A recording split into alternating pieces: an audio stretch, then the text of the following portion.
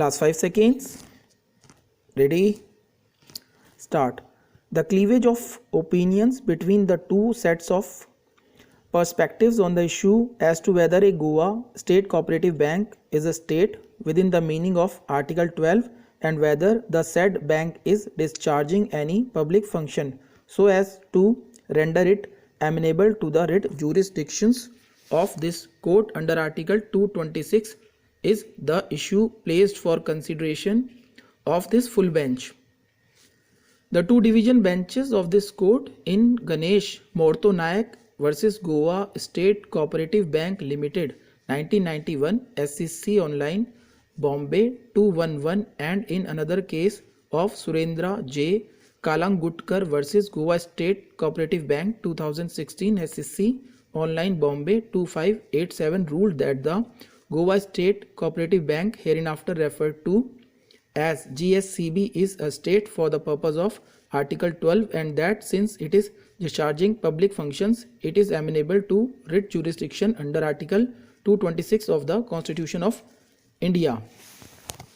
In view of the aforesaid conflicting decisions, the division bench of this court, while dealing with writ petition 92 of 2021, Vasudev Madkekar and others versus State of Goa, the others deemed it appropriate to resolve the said contentious issues as such issues recur in various matters relating not only to GSCB but also other cooperative banks in the state of Goa and referred the matter for a decision by a larger bench.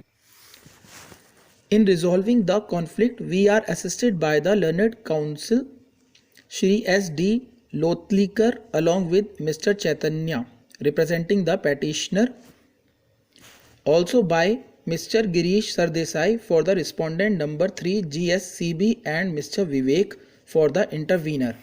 From the erudite submissions advanced by the illustrious counsels, though prolix in nature, the crystallite which emerges from the concentrate of distillate is capitulated and reproduced by us.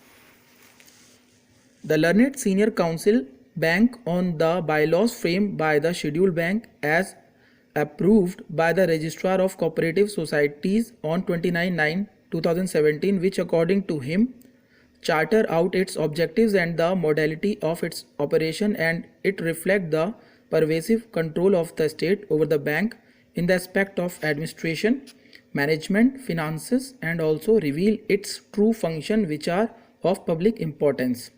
By relying on clause 4 of the bylaws captioned as capital, which prescribe the share capital of the bank and the bifurcation of the share capital into shares of class A to be allotted only to the cooperative societies registered or deemed to have been registered, whereas B class shares to be allotted only to Government of India.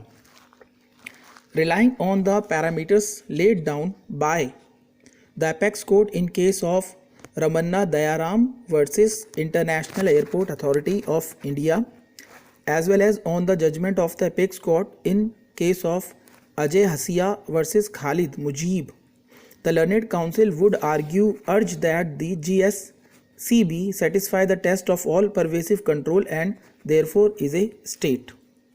By inviting our attention to the directive principles of state policy enshrined in the Constitution in form of Article 43B, which mandate a state to make an endeavor to promote voluntary formation, autonomous functions, democratic control and professional management of cooperative societies, coupled with Article 48, the submission of Mr. Lotlikar in GSCB is an instruction which discharge the function of public importance.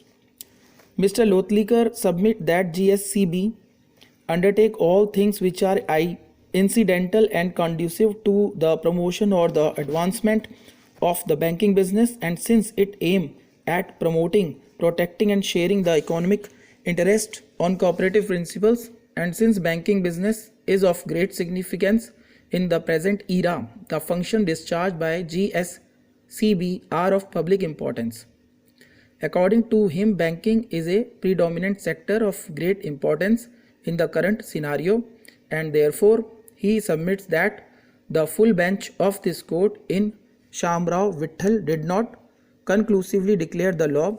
Another angle of the arguments of Sri Lotlikar is on the issue touching the merits of the matter, and he would urge that the duty to act fairly will not depend on whether it is a state, or his submission is that even if GSCB is not held to be a state, it will be still amenable to the writ jurisdiction of this court, and whenever the bank as an employer infringes the fundamental right of its employees by acting in utter violation of principle of natural justice, it is permissible for the writ court to intervene and issue a writ in the nature of mandamus, since the bank itself indulge in commercial business of banking, a function of public importance.